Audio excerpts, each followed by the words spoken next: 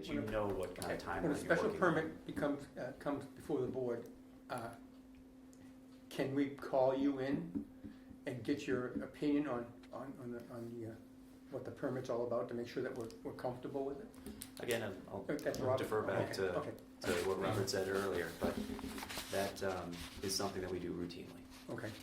Not every case is going to be the biggest deal in the world, but Right. you're going to know. Right.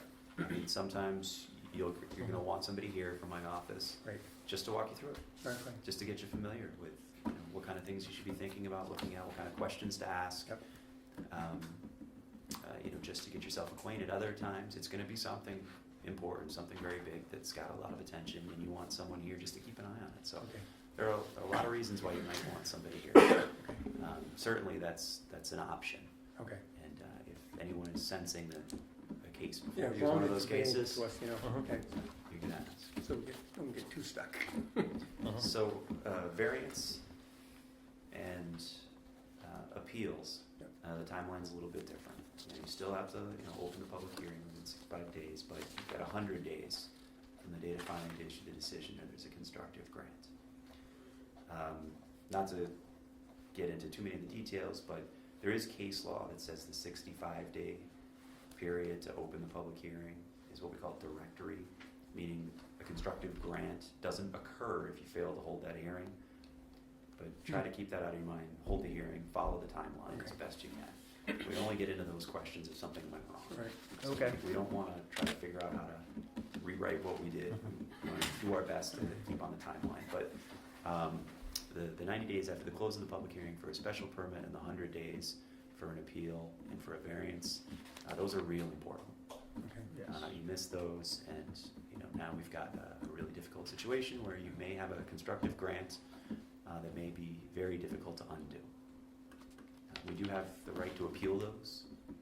I've had many situations where I've had a town official challenge a constructive grant by a board, and then the burden is on us to show that the board could not have constructively granted it based on the application, and that the board's constructive approval was arbitrary and capricious, and that's not a position we like to be in. Okay. It's very clunky politically, and it's very difficult legally. So those are dates you really want to keep a very close eye on, which is why scheduling your meetings and keeping an eye on your agenda is a very important thing. Okay. Any board that faces the possibility of a constructive grant, really needs to have a routine. So Right. whatever you decide is appropriate for this board, you really want to stick to that routine as best you can. And if it turns out you don't have business to conduct, then you can cancel a meeting. But some boards will meet, let's say, the first and third Thursday of every month, and that's your routine. It's good for you as board members, because the expectations are there. You know when the meetings are. You can now schedule out things. If, for example, you get a big flood in and you don't want to have meetings from 7 to 1 in the morning every Thursday night, now you can pace yourself a little bit better. You know what you can get in on your agenda. You know how you conduct business, how quickly you conduct business. You know if something's going to be a huge hearing, that's going to go on nights and night after night after night, and it's going to be a really big project. You can block that off because you're going to have another meeting coming up when you can get to the other things. So that's a really important thing to do, and it's also it's fair to the applicants. It's very difficult when boards have irregular meetings for applicants. They don't know when they're going to get in. They have financing tied up. They have projects that are hanging in the balance, and they need to have a reliable schedule that they can look at and know that I'm getting before the board, on the 21st, and I can anticipate a decision. Hopefully the first night, but if not, hopefully the second night. Now, if we set up a schedule, we all agree to, is there any chance that because of, say we have a huge influx of business, can we schedule another meeting earlier than our regular schedule? Say we have like the first and last Thursday of every month. All of a sudden, the first Thursday, we got like 9 things that come up, and we know we're gonna get overwhelmed. Can we schedule another meeting during the month to handle them? If you want, you could meet every single night. Oh, you would say that. Keep in mind. Oh, okay, all right, no. When you're talking about processing applications, there are notification and publication requirements. Okay, So the open meeting law, and this is why I drew that distinction at the beginning between a hearing and a meeting. okay, Under the open meeting law, 48 hours notice posted. okay, You've got your agenda, you've got your posting, there are requirements for where and how it has to be posted, but that's the open meeting law. okay, so, Now, that does not mean that you've complied with the zoning act. okay, So the zoning act is gonna have different requirements. So you're gonna look at 48 section 11 as to who needs to be notified when the legal ads need to go out, for how long, 2 consecutive weeks, not more than 14 days before the public meeting, public hearing. mm-hmm, So that's gonna,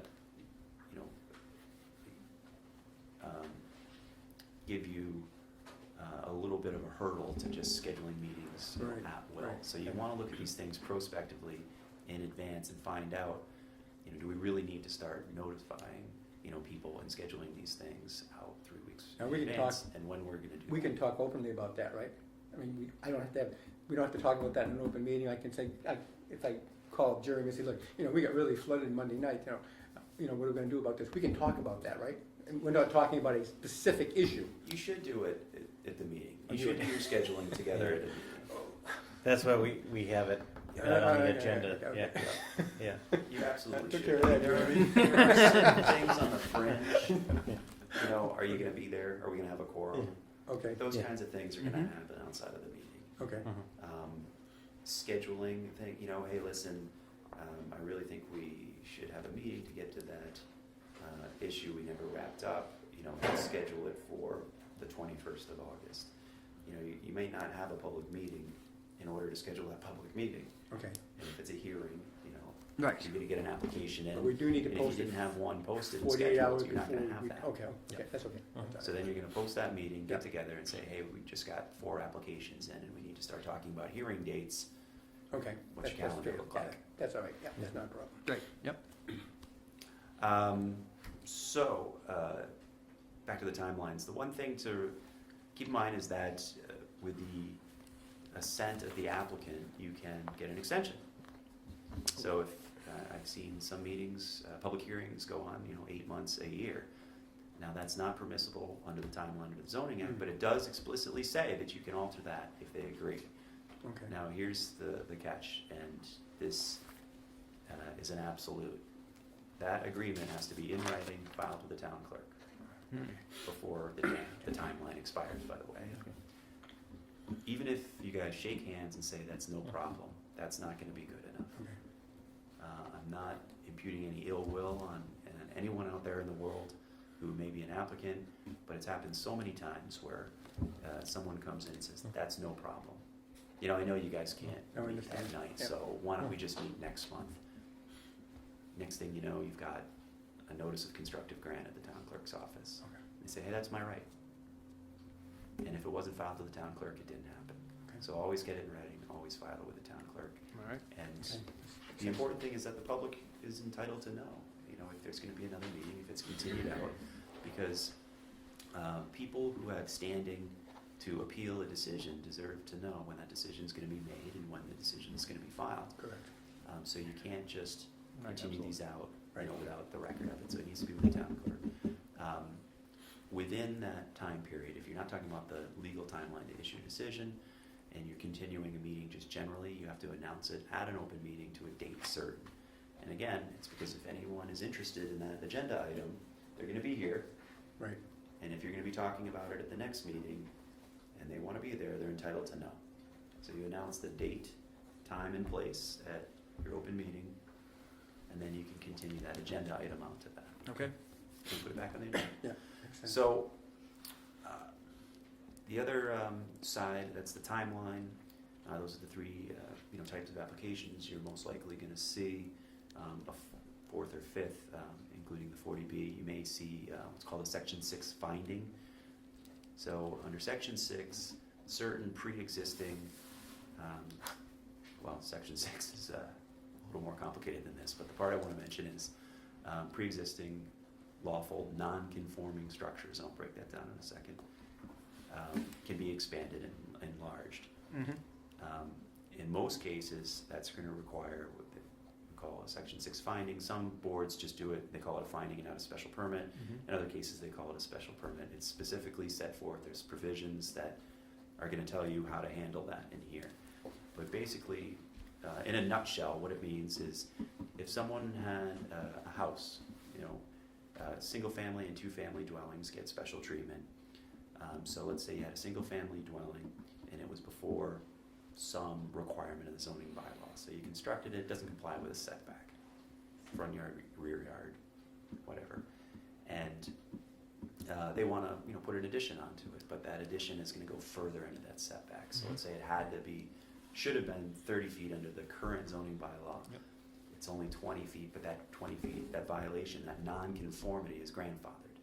Well, now they wanna put on, a deck and they Right. wanna screen it in, and now it's gonna be 15 feet. So they're gonna be coming to the board for a finding, and that finding is gonna be that it's not more substantially detrimental to the neighborhood. Okay. So you're gonna look at that, you're gonna look at, what the nature of the extension, or expansion is, and whether or not, it creates some sort of detrimental impact. So that's another category you may get into. And when you get that application, again, there's so many, this could be a seminar all by itself. Right. But, in some instances, you're gonna have an exacerbation of a pre-existing nonconformity. So my setback example, it was a nonconformity to begin with, it's gonna be a greater nonconformity. Right. In other cases, you're gonna have people come in, and in one instance, they're gonna exacerbate that nonconformity, but in other cases, they're gonna create a brand new one that never existed before. Say there's a height limitation. Well, now they're putting on that deck, and they're gonna put something on it, and it's gonna violate something else. So you're gonna have to look at those and decide, where are the expansions, where are the creations of new nonconformities, because those are gonna be treated differently. Now, is there public hearing required for a section 6? Yep. And even more so if they're creating a new zoning violation. Right. Our advice is most likely gonna be that it requires a variance, because it's not subject to. So Section what happens 6 if we finding. have, in my neighborhood, we have some homes that they want to rebuild, okay? And they're already outside, they're gonna need a special variance. Does that come before the Special zoning board? permit, yeah, that's gonna come before this board. Yeah. So if they have an existing home, Yeah. and they wanna, raise it, build it back up, do something different, Now, the that's buildings, gonna require the finding. the building inspector cannot issue the variance without coming before the zoning board? Well, you can only issue a building permit, Right, so they're gonna come in with an application, and, most of the time, the developer's gonna know, because that's gonna be an obvious one. So they're not gonna apply for the building permit, because they know they're not gonna be able to get it until this board issues a finding. okay, So more often than not, they're not gonna go to the okay. building inspector, they're gonna go here, and they're gonna say, we're gonna raise the building, we're gonna change the footprint, we're gonna turn it around, a little bit here so we can get a little more space on this side, Right. and we're gonna do it this way. Instead of an up and down, it's gonna be a side-by-side, townhouse style, and all those things. And they're gonna ask you for a finding. Okay, And more often than not, if it's pre-existing non-conforming, you're gonna be looking at it like a special permit. right, And you're gonna Okay. be looking to see if it's, in harmony with the neighborhood, if it's more substantially detrimental, and whether or not it's appropriate to allow that kind of. because I know when it's coming up in the near future, that's why I'm asking. And again, you're gonna have to look at the subject matter of each application. If you're talking about a single family or a two family, that's in one category, it gets special treatment.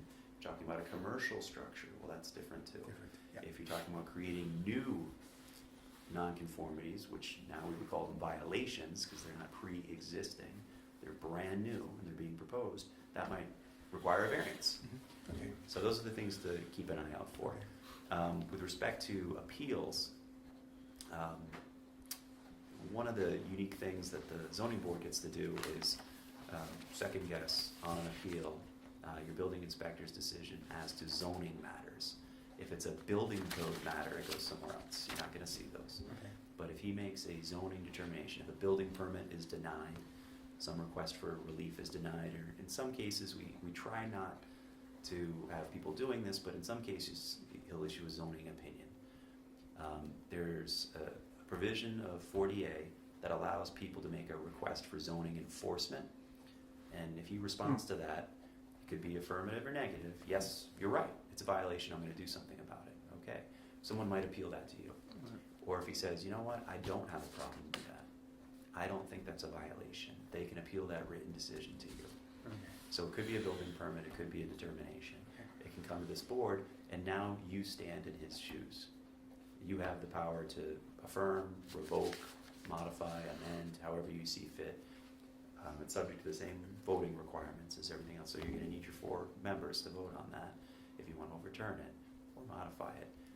But you're gonna have the exact same powers. So that's when you're gonna start, looking into, what the nature of that determination was or what the issue is. And, Okay. what result this board thinks is an appropriate result.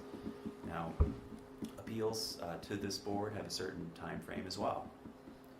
So this may happen before it comes to you, but you're going to want to look at when the determination was made and when it got filed to the board. If it's over 30 days, the board could summarily refuse to hear it, deny it, because it doesn't have jurisdiction. You could say it's a late appeal. Okay, You don't have gotcha. jurisdiction. Okay. Some boards, for political reasons, don't like to do that. You've got a neighborly dispute. It's often not a very satisfying answer to say, sorry, you were a day late. Right. So some Okay. boards will hear it nonetheless. If you do that, I strongly encourage you to include that finding that it was late in your decision. If you're going to deny relief, include that. Okay. Because if you don't include it, the other side's going to argue that you waived it. Right, okay, And, if we have to litigate it, we're not going to want to be waiving anything. okay. If I have to go into court and fight about that, I'm going to want to say, this is all for naught. The appeal was late. Right, No matter what the board's, decision happened to be, doesn't matter. okay. They had no jurisdiction to hear that appeal in the first place. So that's the thing you're going to want to keep on. Variances, are the last one that you're going to be dealing with. And again, it's important to note that your zoning bylaw allows for use variances.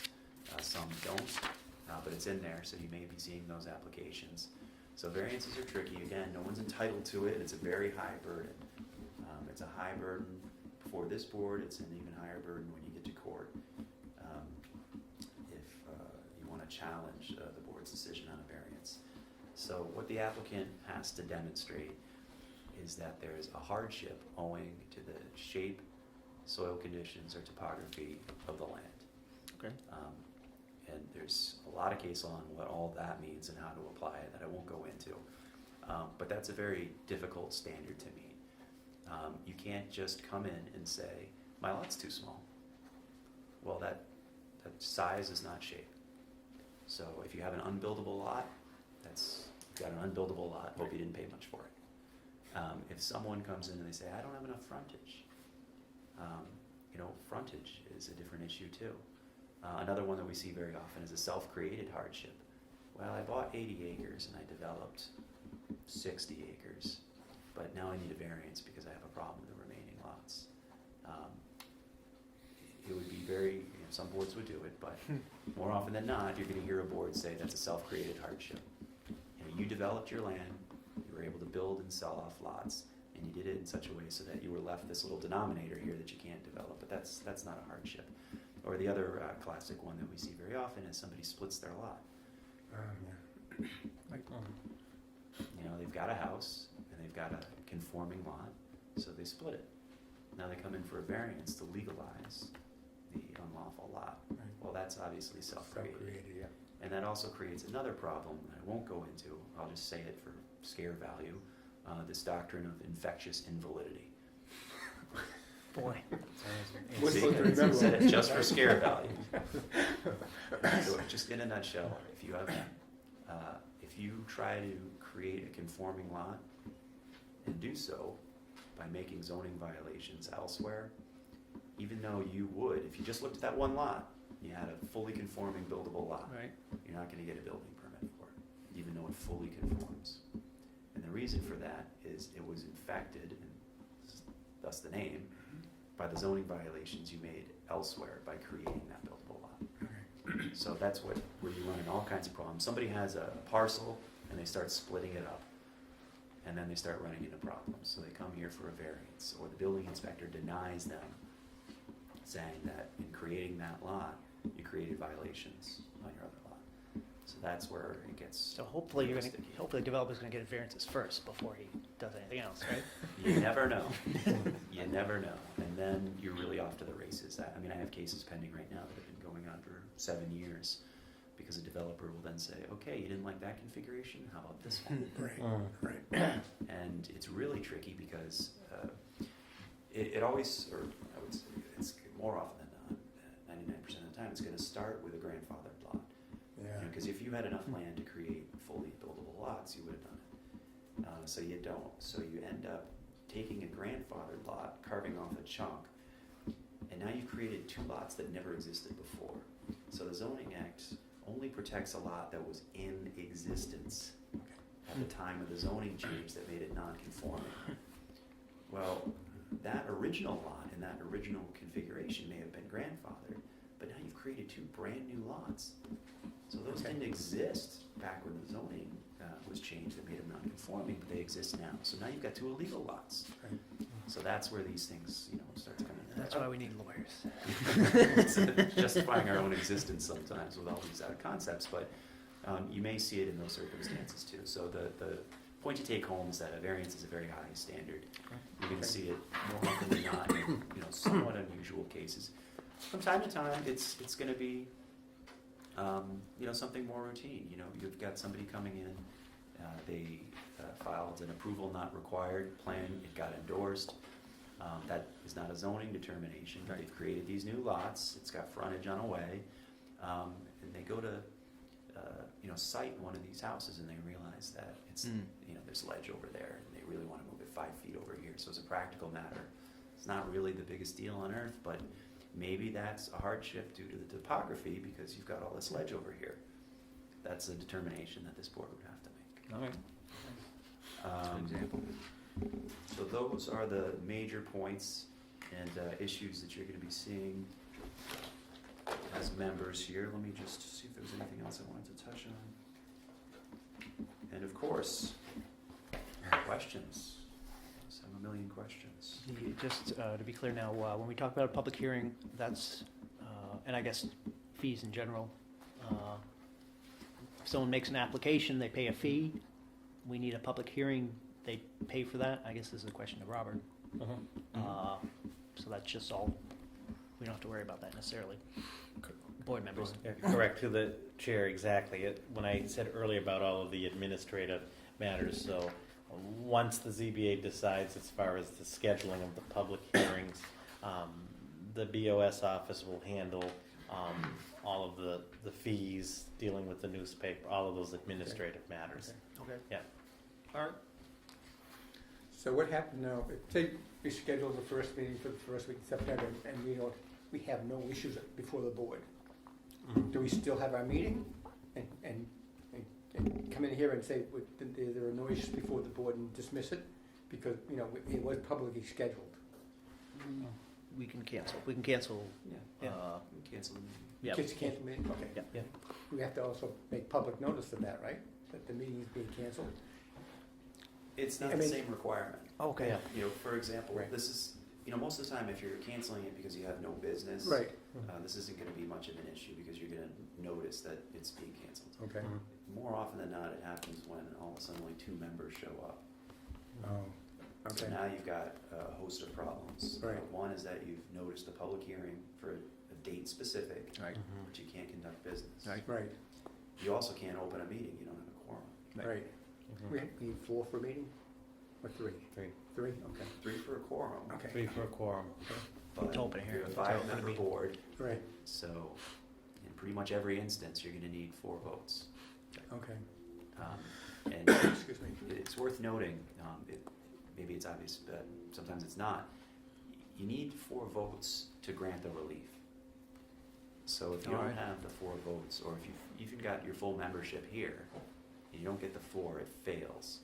So some boards have a preference, and this is usually my preference, to get an affirmative vote at the end of the day. So if someone moves to grant the variance, for example, you call for a vote, you only get 3. Right. Well, they don't get the variance. Oh. Okay, So even though the Gotcha. motion was to grant, it failed. okay. So the result is Gotcha. not a grant, denial. Some boards prefer to do it in the affirmative, so that you actually have a passing motion at the Now, end of what the day. happens if we, like, just for instance, this gentleman didn't show up tonight. Now, what happens if he doesn't show up like 3 or 4 meetings in a row? Do we have any power to get rid of him? I will defer on that question. You for the defer on that time question. being. Sir? Through the chair, again,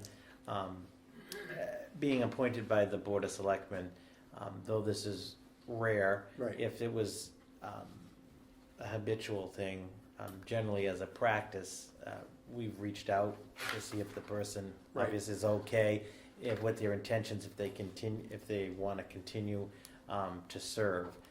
If it got to a point where the person just never shows Right. up, then on recommendation from me to the Board of Selectmen to unappoint that Because person. we just can't conduct business with just 3 of us. Right. All right, that right. becomes the issue. Mm-hmm. We can do everything we want, but if we can't vote and it's not legal.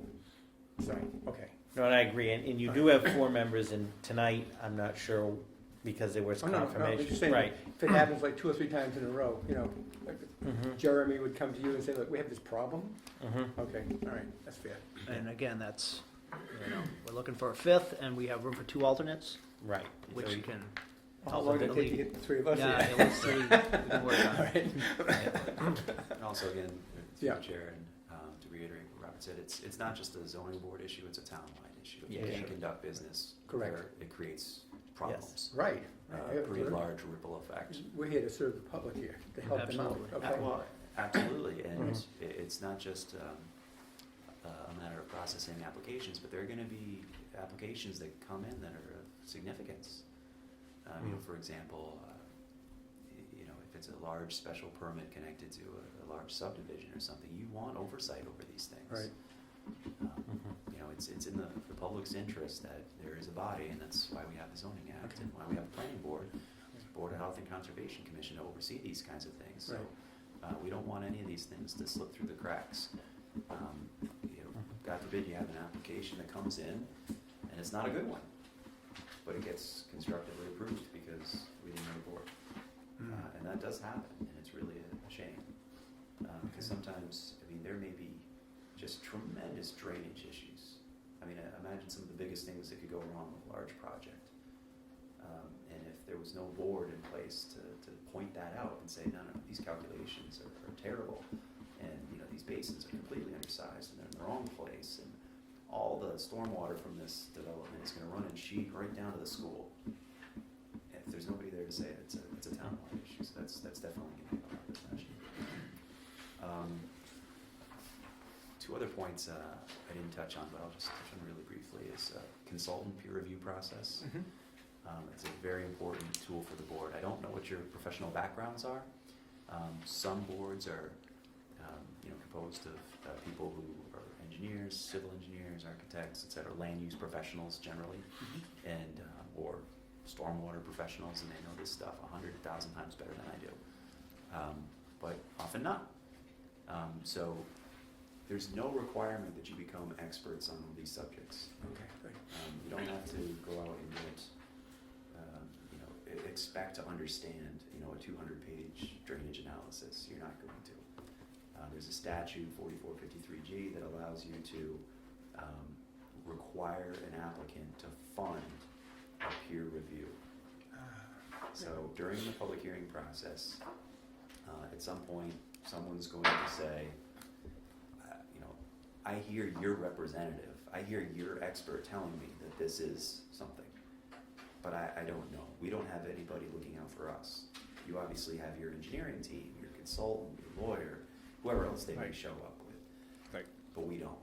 So we would really like someone on our side. We'd like you to put money into a 53G account so that we can have a peer reviewer. So that's a very important tool, and don't hesitate to ask. Okay. If you're in a situation where you feel that you're not in a position to adequately understand, investigate, ask the questions that need to be asked, then you're going to want to look into that. Okay.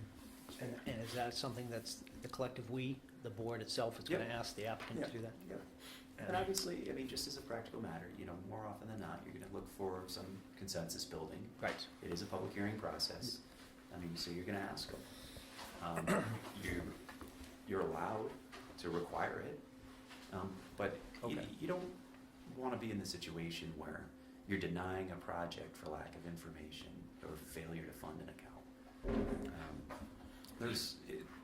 Very few times is it gonna be worth litigating over that. Right. So you're gonna wanna work with somebody and try to, figure out, where the shortcomings are. And if you have a traffic consultant, for example, Right. how many trips is this gonna generate? Are we talking about parking? Are we talking about backup and stacking? We need somebody to take a look at that. I know your engineer says it's okay, but we'd really like somebody to just make sure that we've done our jobs. Could we So that's request where a you can copy employ of the it. written report from their engineering staff to review? Well, more often than not, an applicant's gonna give that to you. Oh, okay, all right, all right. If Right. it's their burden to show that there isn't gonna be an adverse impact on traffic, Okay, then they're gonna come in with that. okay. And if they don't, you're We gonna need to say, validate it, okay. how are we gonna make a finding that there isn't an adverse impact on traffic? We haven't seen any data. We haven't seen any written, testimony or submission that would allow us to make that finding. How do Okay. you expect us to That's do fair, that? yeah. So that's, how it's gonna arise. Now, if we require peer review, that does not impact the timeline. It's still like the peer review has to take place within the timeline. It does, but that would be a good reason to ask for an extension in some cases. Okay, We'd really like to do this, but our time is running up. Are you willing to fund it? And, we'll contact some people, we'll get some names and find out what the timeline is, but I am certain it's gonna take at least 2 months to get somebody paid and up to speed, and then to generate a written report back to this board. Is that okay with you? And if they say yes, well, that's fine. Get it in writing, right, file with the town clerk. If they say no, we really need to get this going, well, then you're in a difficult position, Mhm. because you're gonna be looking at a denial. right. Right.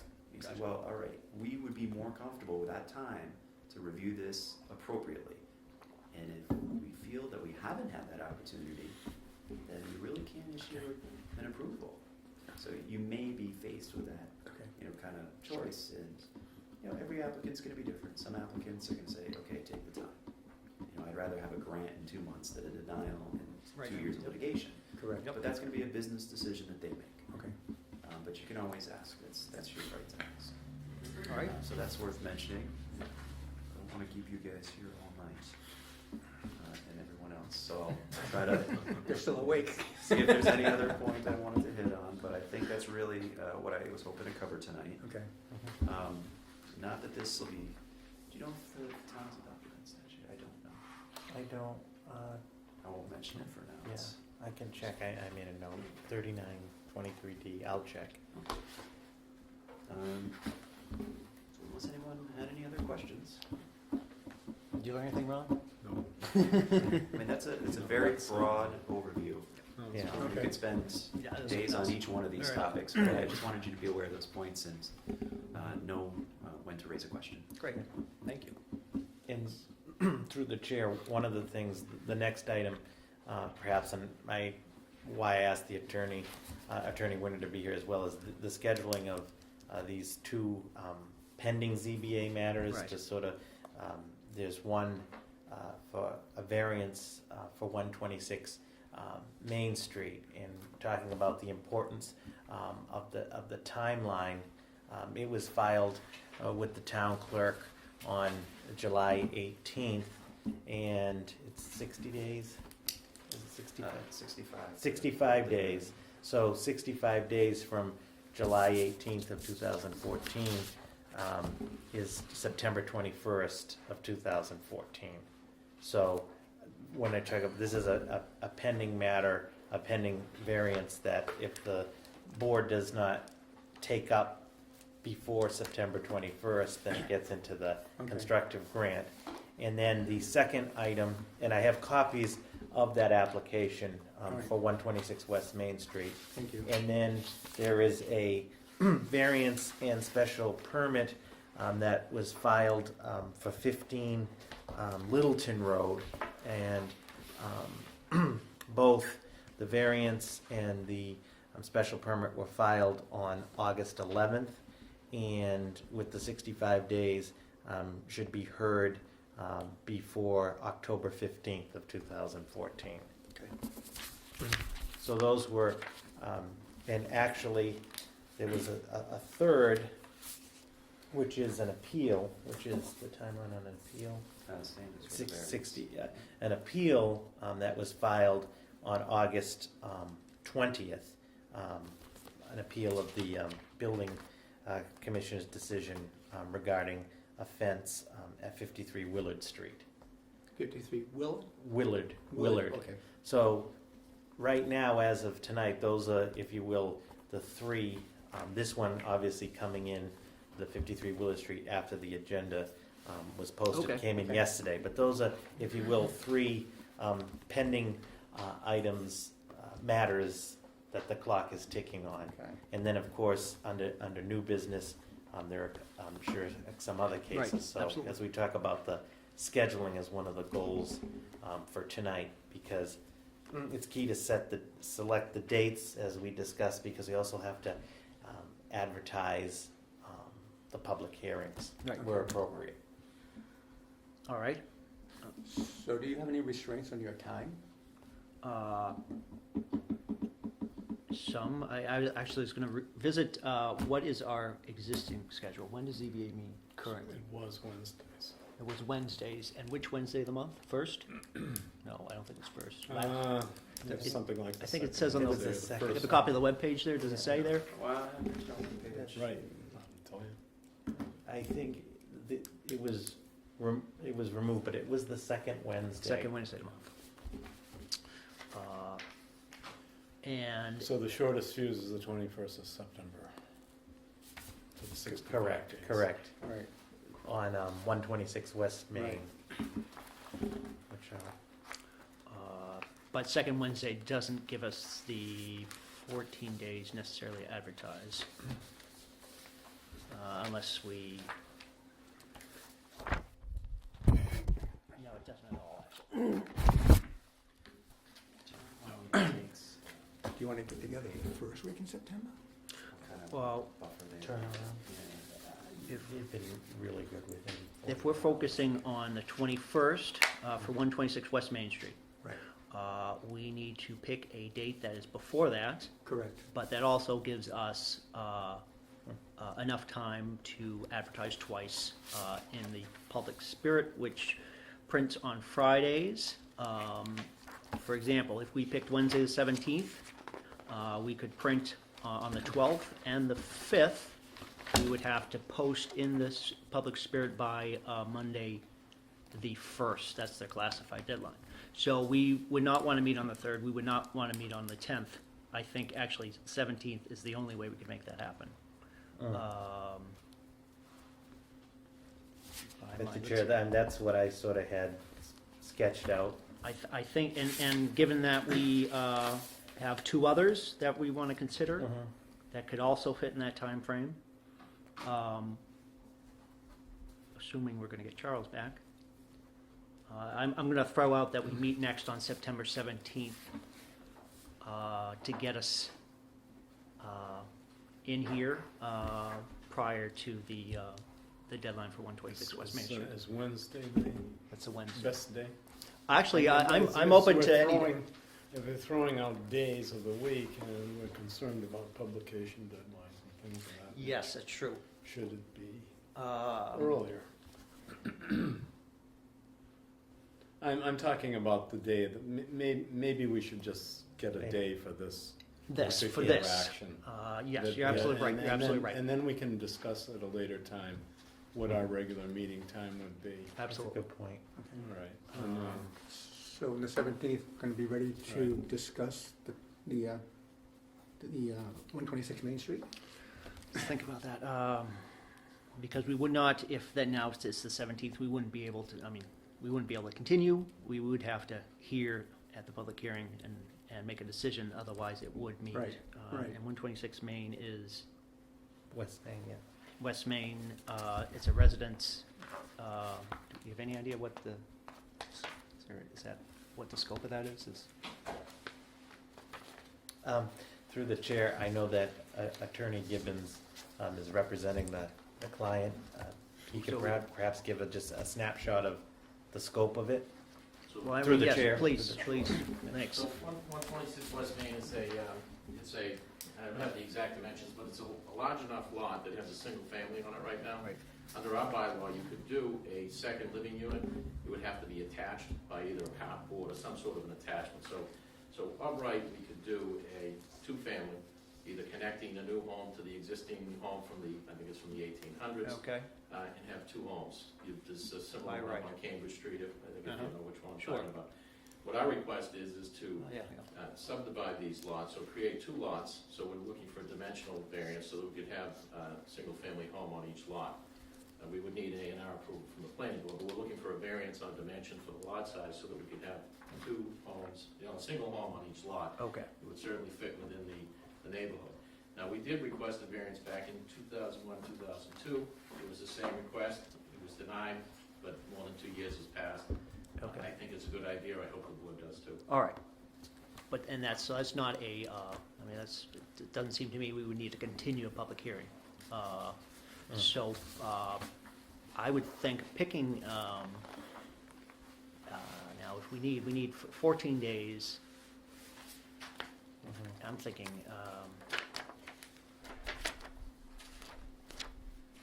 so we need to print in, on the 12th, the 5th, we could also print, next week if we move quickly enough on Friday, the 28th. That would give us a first, and then Friday the 5th would give us a second. So the first we could meet would be Friday the 12th. So we can meet anytime Friday the 12th or anytime the week of the 15th. Does anybody have any I have no issues? problem with any of the dates. Um, Do you run?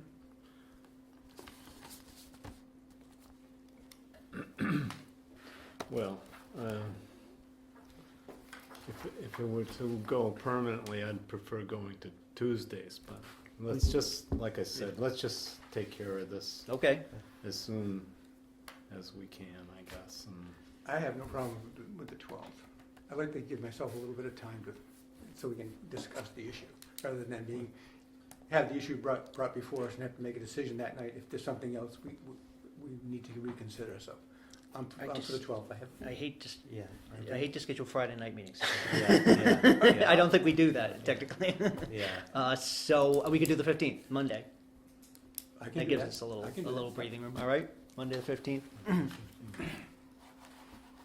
Mr. Chair, will that be just for this item? Or are you gonna try to? no. I think, Yes. The chairman. yeah, I agree. I think we try to get as many as we can into Yes. that Okay. day. Okay. Let's get this backlog Right. Yeah, agreed, locked okay. down. So that's Monday, So we're not always September under the gun. 15th at 7 here. Okay. Now, the meeting will be here? Yep. Okay, great. So that's 126 West Main, and then, as mentioned through the chair, you have a variance and special permit for 15 Littleton Road, Yep. Yes. and you have an appeal for 53 Willard Street. Now, as far as, That's all part of the package you provided? I'm gonna give you the. Oh, okay. oh, others. you are gonna give us, you're gonna give us all of that? Yep, yep. And are you gonna provide us as you receive them? Are you gonna send them on to us? Yes, through the Okay. chair, moving forward, this is sort of like the backlog, moving forward, as we receive and verify the completed application that's stamped, we will provide it to the ZBA. Okay. Electronically or in hard copy or both, whatever the That'd be great. preference of members. Okay. So moving forward, that'll be the practice. That'd be As great. soon as we have it, we'll transmit it. Okay. So we might have, some time ahead of a meeting to look at it if we needed to. Right, right. Great. So, So we're all set. I think we can move on to so you're gonna schedule new business. all Yeah, two- we're gonna schedule, As well. 126 Main Street, 15 Littleton Road, and 53 Willard. Okay, All All for for- Monday, September 15th 15th. at 7 PM here. Yeah. Okay, thank you. You're welcome. And we can move on to new business. Attorney Yeah. Tom Gibbons, we'll start with 83 Washington Street. But it is, Please. Now, this is an interesting one. I don't know if you're staying, but. I'm here at the board's pleasure, whatever your wishes. So this is a pre-application discussion I wanted to have with the board. I'm happy to see that the board's being reconstituted. I represent Patterson, who owns 83 Washington Street. And 83 Washington Street is in the A2 district.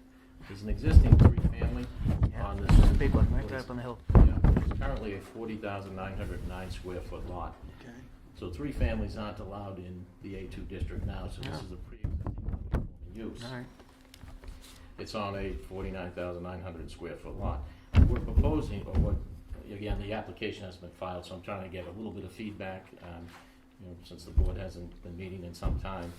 But what the proposal would be is to create an A&R plan, which would ultimately create a 27,100 square foot lot that the three-family would be existing. And then a 13,809 square foot lot.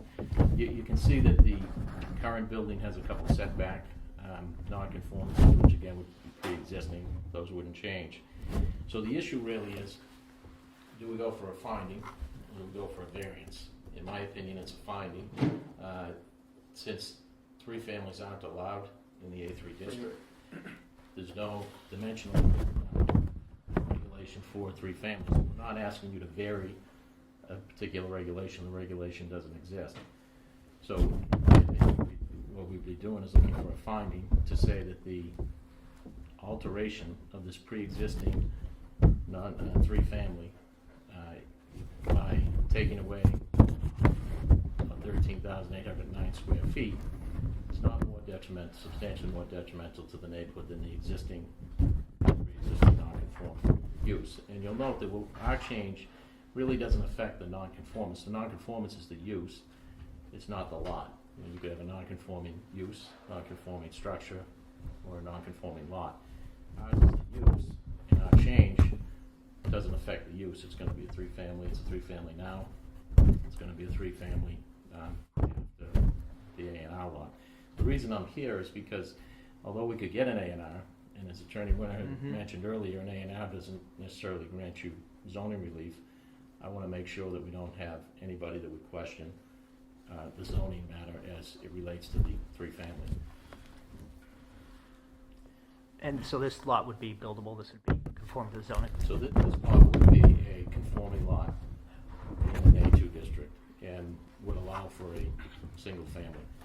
But in reality, it's not the lot that's the non-conforming, so it's not the lot that would be requesting the finding on. It would be the change of the existing lot as it relates to the three-family non-conforming use.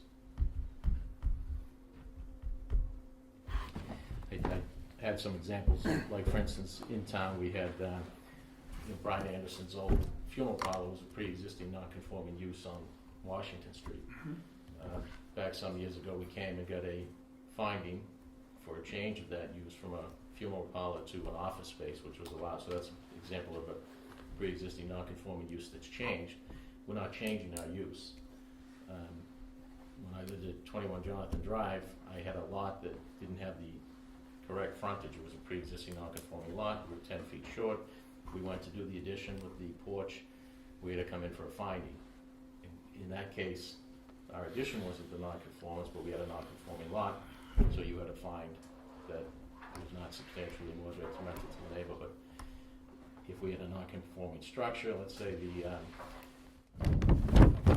setback here is a little non-conforming. If we were going to do a lot with an addition on that, we might come to you and say we got a non-conforming structure and we're looking to change that by putting a second floor on. So again, this is kind of a unique situation because we're not affecting our non-conformance, but in my opinion, cries out for a finding from this board to say a pre-existing non-conforming three-family on a 27,100 square foot lot is not substantially more detrimental than a three-family on a 49,000 square foot lot. So again, I'm not obviously not looking for a vote because I don't have an application, but I was hoping to get concerns from the board. Now, and what's the zoning here? A2, And what's the size of the lot for A2? 12,000. 12,000 for this, and for conversion, because there is two families aren't allowed either, but a conversion from a single family to a two family is allowed, and that requires 24,000. Mm-hmm.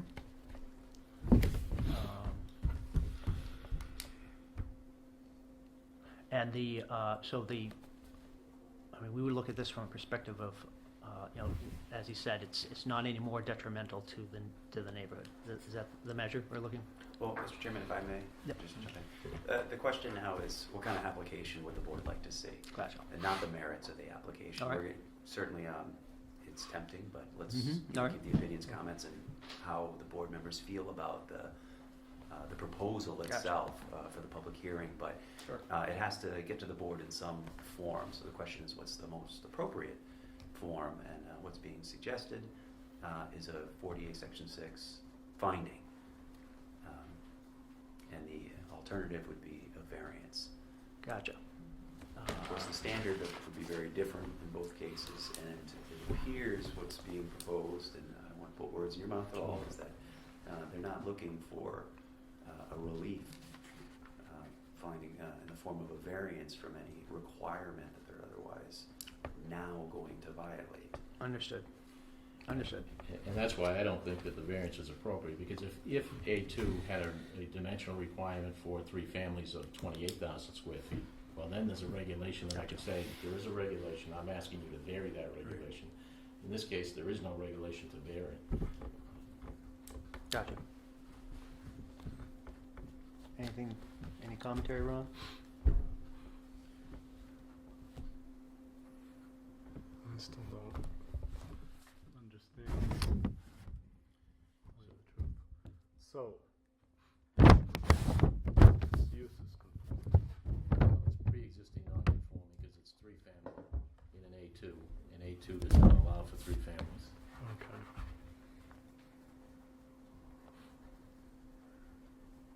That's what I thought.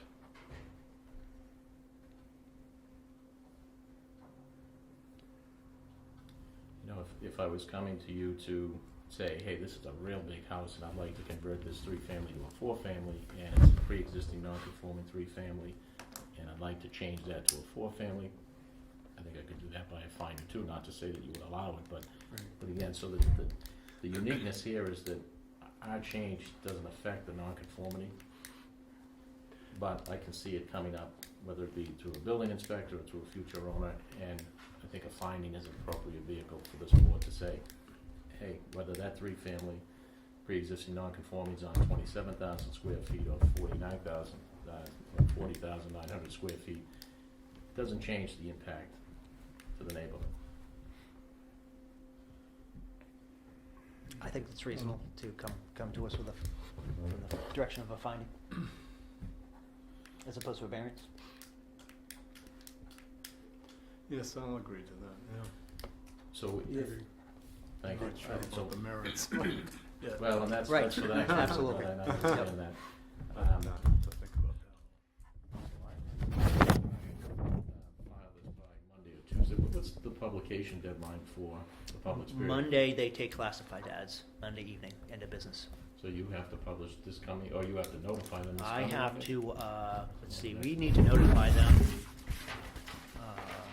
When do we decide? Monday the 24th, end of business is when we would need to notify them. 'Cause I'll try and get this one in either tomorrow All or right. Monday. Yeah. Okay. Next one, we're gonna talk about tomorrow, Monday also. Okay, Thank you very much. you're welcome. And next, we have 19 Fitchburg Road, Yes. which is an attractive car wash now, right? Oh. Is that the same lot? So this is a pre-application discussion also. So I represent Hunt RE Acquisitions LLC regarding 19 Fitchburg Road here in Ayer. The owner of that property is the Albertson Family Trust. It is the old car wash that we all know down the street that's been defunct for many years. So this is in the general business district. It is, okay. It's proposed, and again, I'm not looking for a vote, I don't have an application, but just to try and get a feel of some concerns that the board might have. This is an upright use retail store in the general business district. All right. But we will be seeking a number of variances. One of the variances would be the side yard setback. So the side yard, if you're in the street at the left-hand side, 25 feet is required. We'll be requesting a 40 variance of 9 feet. The other variances all relate to parking. Parking spaces on retail are 1 per 200 square feet floor area. So under that, we would need 42 spaces. Right. We'd be asking for 28 spaces. Now, when we come to you, we'll have evidence or our reason to show you that under typical store situations, 42 spaces aren't needed. And hopefully we'll convince you that you agree, but that's one of the variances. Another variance would be stall size. Our bylaw requires 10 by 20. So parking spaces are required to be 10 feet wide, 20 feet deep. We'd be asking for 9 feet wide, 18 feet deep. It's historically something that I think most developers have come into this town and requested, and I think that's almost the standard for a parking stall, but it would be a variance from our bylaw. All right. The final variance would be offset for the parking stalls on the right side of the building. Right now, it's required to be 10 feet off the building, and we would really be 0 feet off the building. However, these are parking blocks. You know, when you pull in, there's a concrete block. The block is 2.5 feet from the building. Of course, as you know, the front tires and when you pull up. So we're actually asking for a variance of that to, no offset from the building, just on these spots. Okay. So I'll plan on filing that application tomorrow, but if there was anything that jumped out or concerns you had that I could incorporate before I do that, I would say, I think in our proposed bylaw, which is in limbo, I think the parking requirements have been reduced. So I think that's one variance. It's not a unusual request. Is my first thought. But nothing jumps out to me. What's back in here? so this is actually part of the travel lane, so you come in here, turn here. This shaded area that you're seeing is just to show that the delivery truck could get in here, make its turn, and get into the local How zone. wide is this area?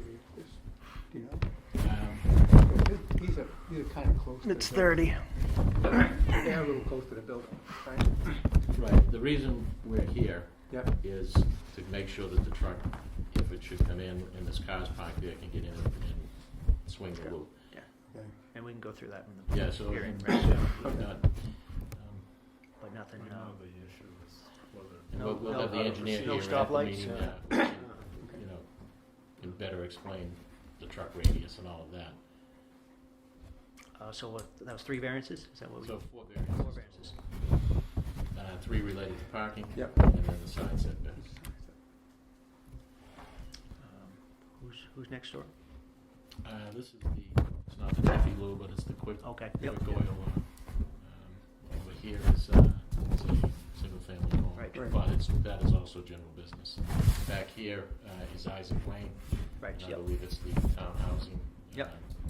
So we meet it, but there is a buffer zone between our general business and the residential district, which we'll meet. Okay. That's good. Well, I appreciate you Thanks. letting us come in. and Thanks for run that bearing with by. us tonight for our education. Well, it was good to sit in there. Good to see you. Thank you very much, guys. Are we supposed to have rescheduled that night as well? Now, let's see, that's going to give us Here. 1, 2, 3, 4, 5 that night. Yes. That'll be difficult, huh?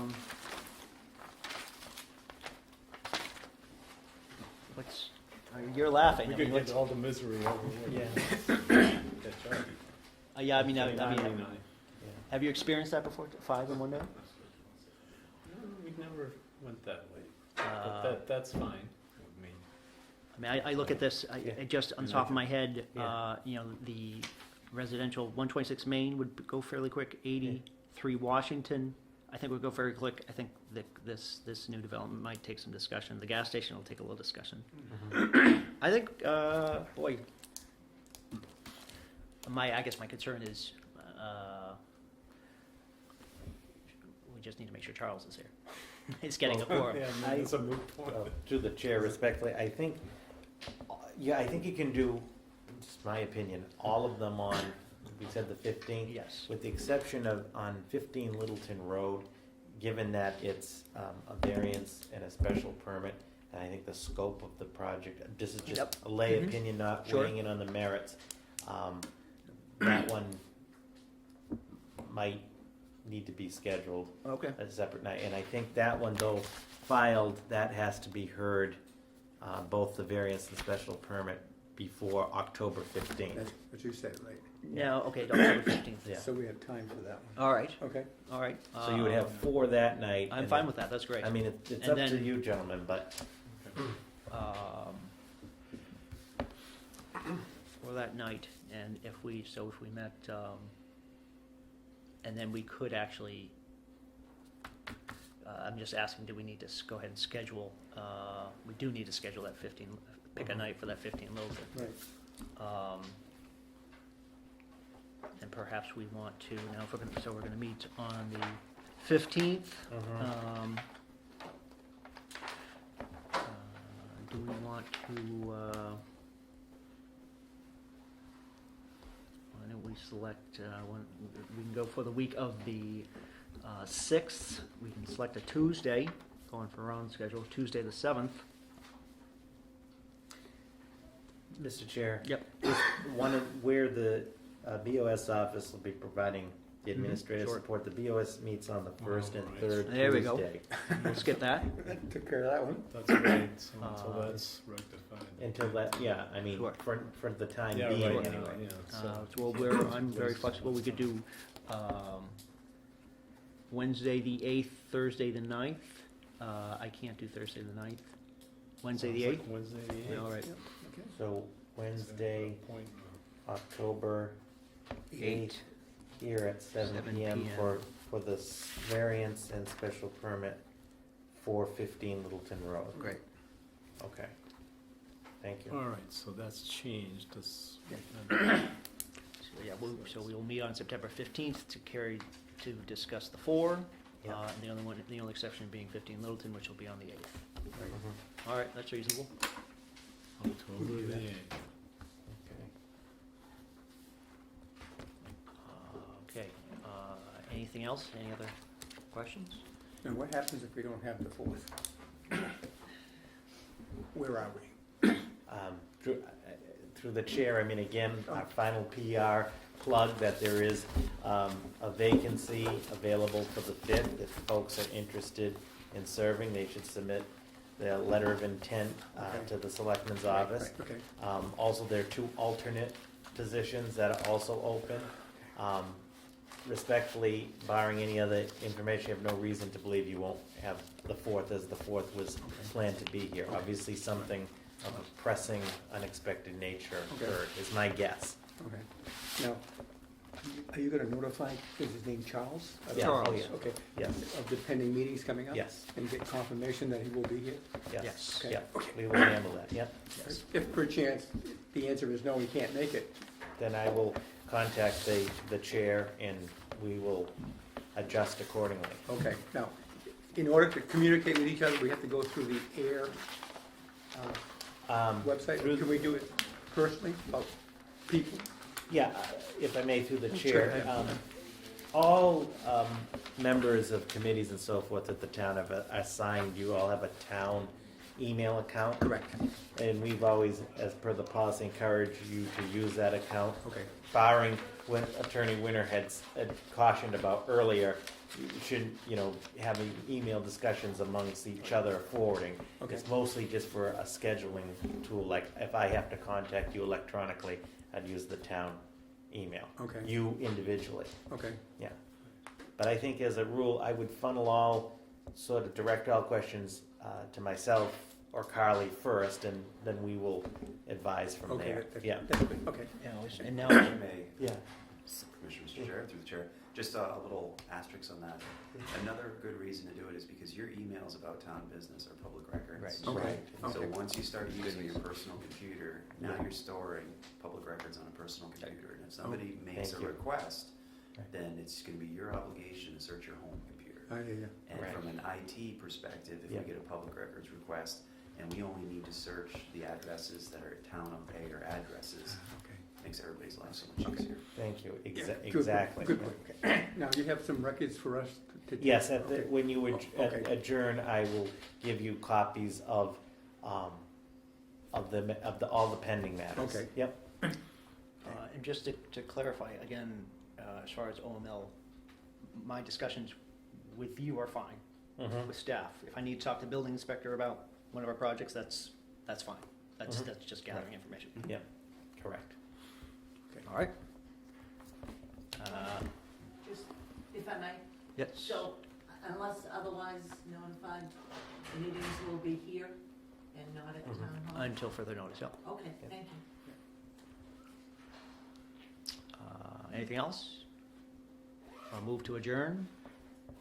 Second motion? All in favor? Aye. Aye. Thank you for your help tonight, by the way. Yes. Thank you very much. Thank Thanks for you. having me out. That was very informative. Information overload, this is starting to fall out already. I know, and like I mentioned earlier, we do a presentation Yeah. just on the roles and responsibilities